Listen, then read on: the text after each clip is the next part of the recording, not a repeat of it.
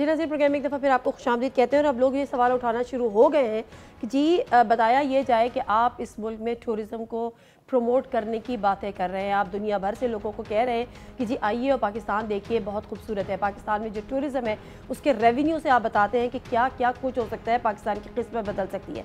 लेकिन अगर आप जहाँ पर 6,000 एक स्ट्रॉम आता है और आप 6,000 गाड़ियाँ वहाँ पे दब जाती हैं, आप उनको हैंडल नहीं कर पाते, आप टूरिज़म के लिए कौन सी किस तरीके से आप फैसिलिटेट कर रहे हैं जिसकी बिना पर लोग वहाँ का रुख करेंगे। बसरा साहब, आपसे इस बात का आगाज़ करती हूँ। अच्छा नादिया, मैं सबसे पहले आपके सामने एक रैशनल रखना चाह रहा हूँ कि पूरी दुनिया जो है और उसकी जो एयर एविएशन इंडस्ट्री है वो कह रहे हैं कि आप अट्रैक्ट होते हैं हमारे मुल्क की तरफ आइए। इतिहाद कहता है, बड़ी बड़ी ब्रांड्स कहते हैं, एमिरेट्स कहता है, PIA कहता है कि आप हमसे सफ़र कीजिए, हम अपने मुल्क का बड़ा बड़ा ब्रांड हैं। जहाज़ गिरते भी हैं, नागहानी आफतें भी आती हैं, तो क्या करें? उनकी हुकूमतों से कहें कि आप अपने ऐड देना बंद कर दें, अपनी एयरलाइंस को प्रमोट करना बंद कर दें।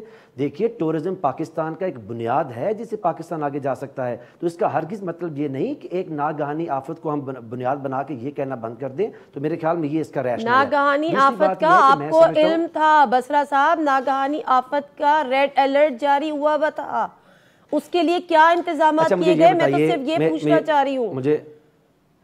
मुझे आप ये बताइए नादिया कि ये तो एक बड़ी बदकिस्मती से कुछ अमवात हुई हैं यहाँ पे, लेकिन वो हज़ारों लाखों गाड़ियाँ जिनको सेफली एग्जिट किया गया है। मुझे बसरा साहब, आप इस बात का जवाब क्यों नहीं दे रहे? एक सेकंड, आप इस बात का जवाब क्यों नहीं दे रहे कि आप मरी जाने वाली गाड़ियों को पहले रोक सकते थे? आपके वज़ीर दाखिला कह रहे हैं कि अगर खैबर पख्तूनख्वा से मजीद गाड़ियों को आने नहीं दिया जाता तो ये अमवात नहीं होती। वो सही कह रहे हैं या वो गलत कह रहे हैं? देखिए मैं नादिया, मैं आपकी खिदमत में यही अर्ज़ किया है आगाज़ में ही कि प्राइम मिनिस्टर इसके ऊपर कंसर्न हैं और इसके ऊपर वो कह रहे हैं कि इसके ऊपर एक इन्वेस्टिगेट करेंगे और इसमें कोई दूसरी राय नहीं है कि हम इसको लेट गो नहीं करेंगे, इसको ऐसे नहीं जाने देंगे। हम जिम्मेदारी का तयन करेंगे जिस तरह हमने माजी में अपनी हुकूमत के अंदर जिम्मेदारियों का तयन किया है और लोगों को उसकी करार वाकई सज़ा देंगे। लेकिन मैं सिर्फ आपसे खिदमत में ये अर्ज़ करूँ कि अभी अफनान भी बातें कर रहे हैं, मैं भी इस शो को एक पोलिटिकल शो बनाता हूँ नज़र आ रहा, मैं तो एक दुख और कर्ब की हालत में हूँ।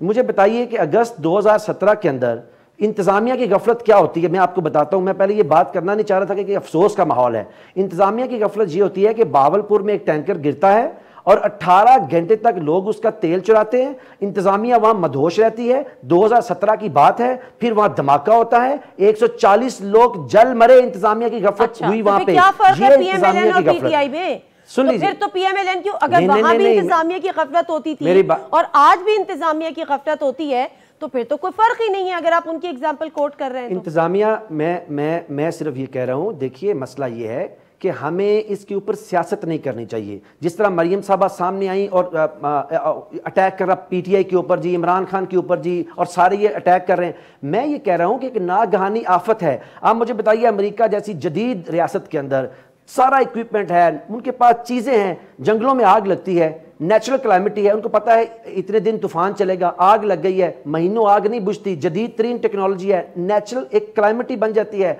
जब आफत हिट करती है, कुदरती आफत, तो उसके सामने इंसान बेबस नजर आता है। हमें ये अंडरस्टैंड करना चाहिए, लोगों को एजुकेट करना चाहिए कि ऐसी आफत के माहौल के अंदर एक रिस्पांसिबिलिटी आपकी भी है। आपकी बेबसी हमें नजर आ रही है। अफनान साहब, मुझे बताएं, नेचुरल क्लाइमेटी है, इसमें कोई दो राय नहीं है, लेकिन क्या एहतियाती तदाबीर करनी चाहिए थी, की जा सकती थी, नहीं की गई आपकी नजर में?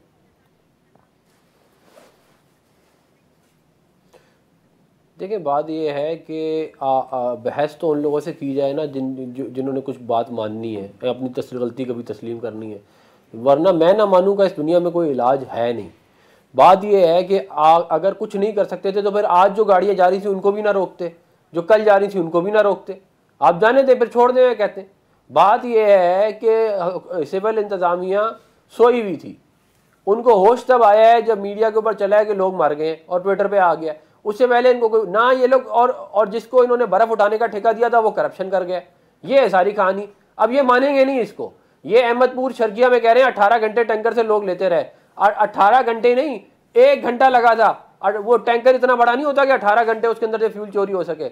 आप लोग दूसरों का आप लोगों का मसला ये है कि आप लोगों को कोई अपना काम सीधा नहीं है और आप दूसरों के ऊपर तनकीद करने का आपको शौक है।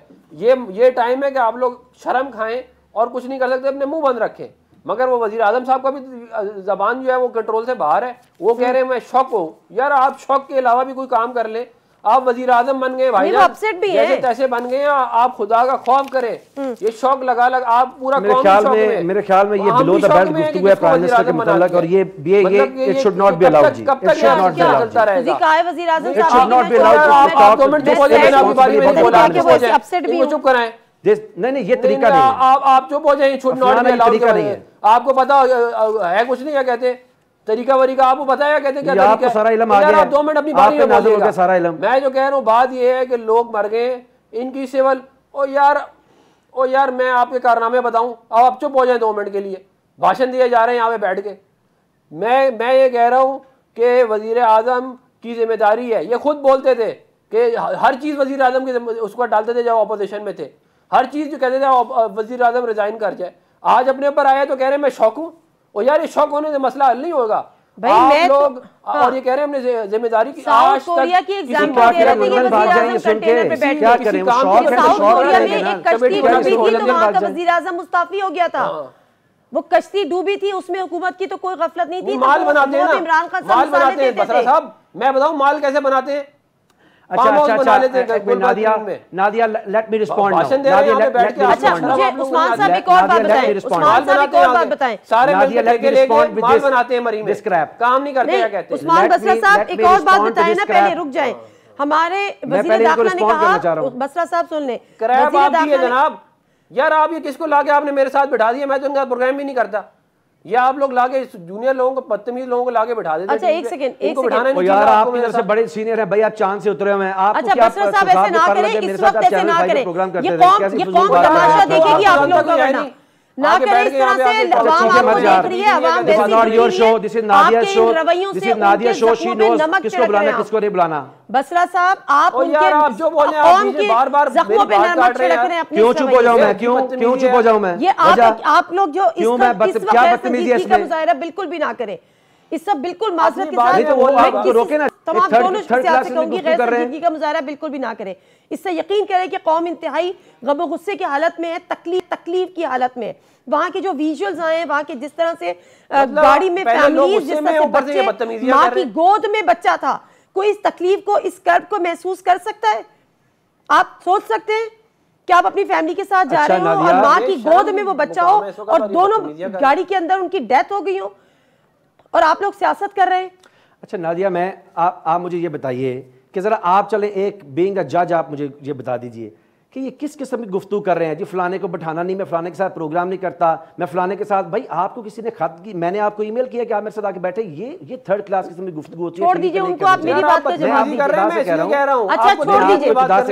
अफनान साहब आपसे भी कहूंगी प्लीज थोड़ा सा रुक जाइए। तो मैं कुछ ना कहता। अच्छा अफनान साहब एक सेकंड, अफनान साहब एक सेकंड, बसरा साहब एक सेकंड, आप मेरी बात का बसरा साहब जवाब दे दीजिए। आपके वजीर दाखिला कह रहे थे कि होटल के किराए महंगे थे, लोगों ने रात गाड़ी में बसर करना मुनासिब समझा।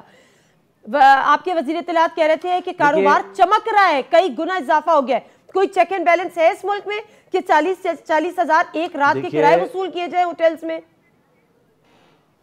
नादिया मैं इसी तरफ तो आपका इशारा कर रहा हूं, मैं यही तो बात करना चाह रहा था। इब्तिदा में मैंने क्या कहा कि या तो आप हमें हुकूमत के ऊपर तबर्रा कर लें या इसके ऊपर एक डिसेंट डिबेट कर लें।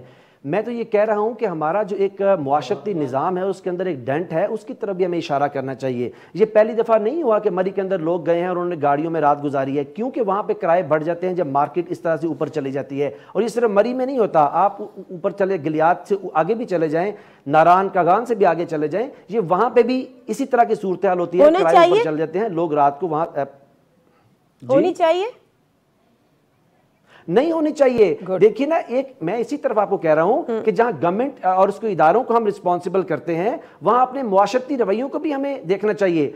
और देखिए हमें चीखो पुकार करके आज एक कर्ब का मौसम है, एक दुख का एक बात है, उसमें हम क्या कर रहे हैं? उसी तरह के हम टीवी शोज करेंगे तो क्या फायदा? मैं आई डू अपॉलोजाइज अगर मैंने कोई ऐसी बात की है, क्योंकि मैं इस सारे माहौल में करना नहीं चाह रहा था। इसलिए मैंने इब्तिदा में आपसे कहा कि प्राइम मिनिस्टर ने भी कहा है कि हम रिस्पॉन्सिबिलिटी फिक्स करेंगे, हम इस नागहानी आफत में किसका क्या, कहां पे क्या किरदार था जो उसने अदा नहीं किया, आपके सामने लेके आएंगे। लेकिन आप एक सवाल का जवाब दे दीजिए। मैं आपके तवज्जुह से पूछता हूं, I am not directly asking that person who sitting next to us. आप मुझे बताइए कि एक साहब का भी आपने इब्तिदा में भी पूछा कि वो किधर हैं, अब्बासी साहब, खाकान अब्बासी साहब, वो भी तो वहां से एमएनए है ना जी। अच्छा। मुस्लिम लीग नून भी तो यहाँ पे एक पॉलिटिकल रिप्रेजेंटेशन है ना जी। कहां है आज वो वहां पे? चलो भाई, इससे माजरत के साथ इससे बड़ा लतीफा हो ही नहीं सकता कि हुकूमत बैठ के पूछ रही है कि ऑपोजिशन का है जी, इतना बड़ा सानिया हो गया। मैं ब्रेक ले लेती हूँ, ब्रेक के बाद वापस आते हैं।